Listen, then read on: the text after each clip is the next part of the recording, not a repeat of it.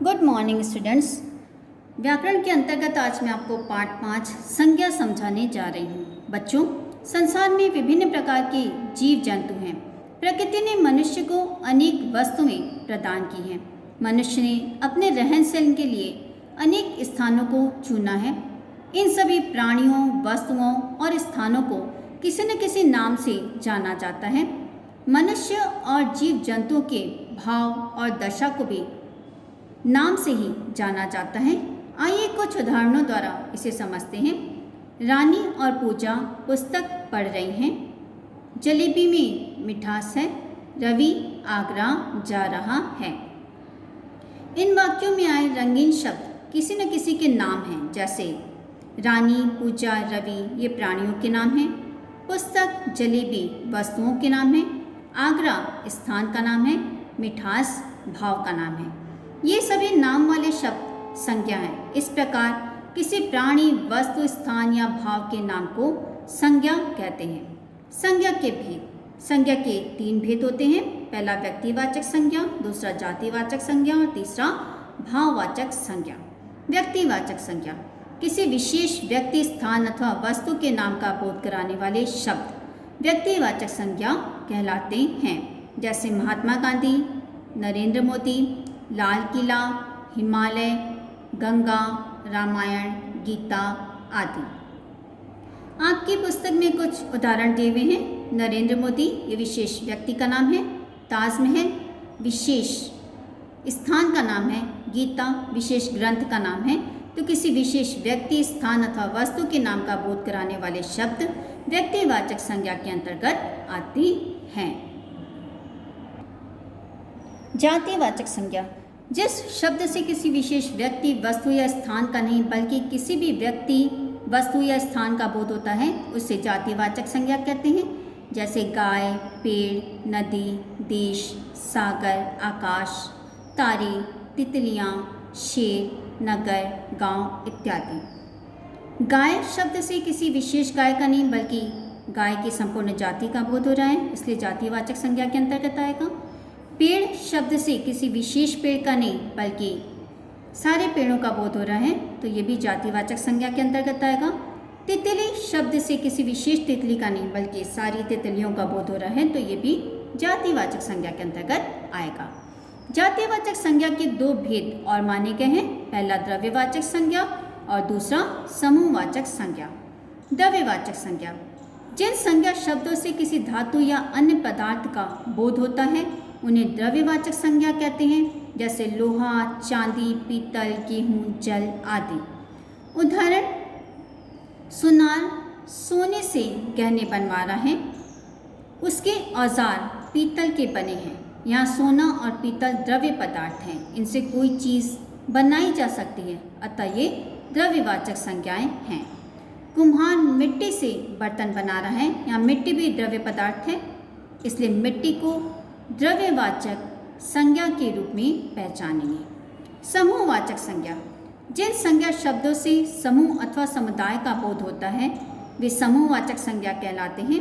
उदाहरण, हमारे दल में 12 लोग थे।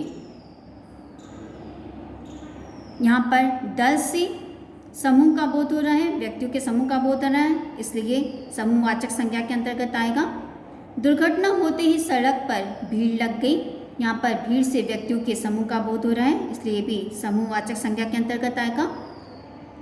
कक्षा में झुंड बनाकर मत बैठो। यहाँ पर भी झुंड से विद्यार्थियों के समूह का बोध हो रहा है, इसलिए ये भी समूहवाचक संज्ञा के अंतर्गत आएगा।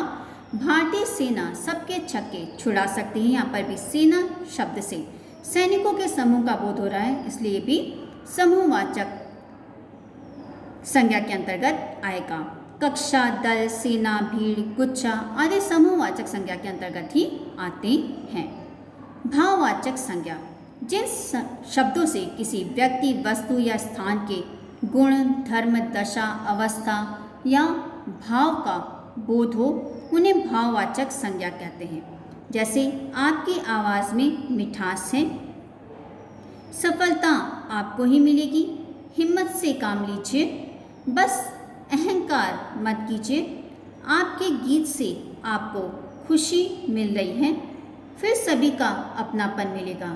इन वाक्यों में आए शब्द मिठास, हिम्मत, खुशी, सफलता, अहंकार तथा अपनापन भावों को प्रकट करते हैं, इसलिए ये भाववाचक संज्ञाएं हैं। भाववाचक संज्ञाओं की रचना जातिवाचक संज्ञाओं, विशेषणों, सर्वनामों, क्रियाओं तथा अव्यय से होती है। जातिवाचक संज्ञा से भाववाचक संज्ञा की रचना। लड़का जातिवाचक शब्द है, भाववाचक संज्ञा में हो जाएगा लड़कपन।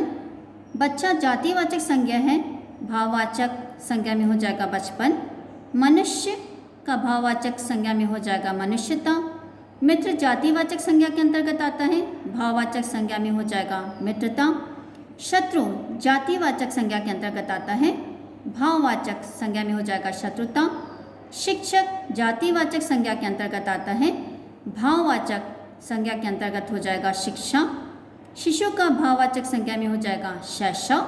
नौकर का भाववाचक संज्ञा में हो जाएगा नौकरी।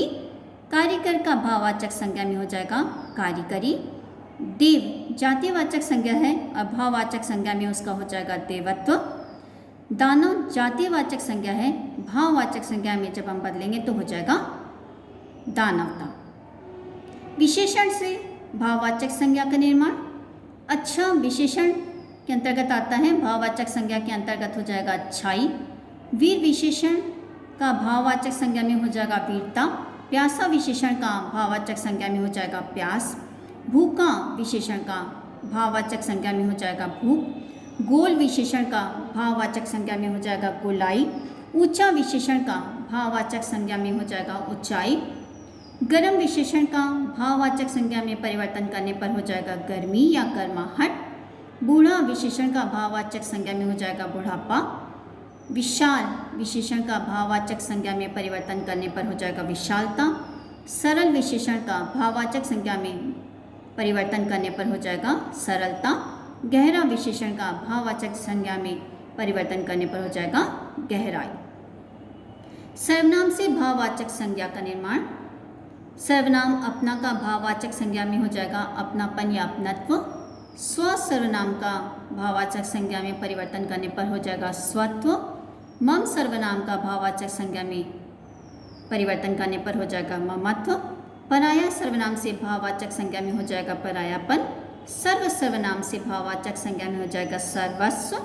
निज सर्वनाम से भाववाचक संज्ञा में हो जाएगा निजत्व। अहम सर्वनाम से भाववाचक संज्ञा में हो जाएगा अहंकार। क्रिया से भाववाचक संज्ञा का निर्माण। खेलना क्रिया से भाववाचक संज्ञा बनेगी खेल। हारना से भाववाचक संज्ञा बनेगी हार। उड़ना क्रिया से भाववाचक संज्ञा बनेगी उड़ान। लिखना क्रिया से भाववाचक संज्ञा बनेगी लिखाई। पढ़ना क्रिया से भाववाचक संज्ञा बनेगी पढ़ाई। हंसना क्रिया से भाववाचक संज्ञा बनेगी हंसी। चढ़ना क्रिया से भाववाचक संज्ञा बनेगी चढ़ाई। तो बच्चों, इस पाठ से हमने जाना कि किसी प्राणी, वस्तु, स्थान या भाव के नाम को संज्ञा कहते हैं। संज्ञा के 3 भेद होते हैं। पहला व्यक्तिवाचक संज्ञा, दूसरा जातिवाचक संज्ञा और तीसरा भाववाचक संज्ञा। जातिवाचक संज्ञा सर्वनाम, विशेषण तथा क्रिया शब्दों से भाववाचक संज्ञाएं बनाई जाती हैं।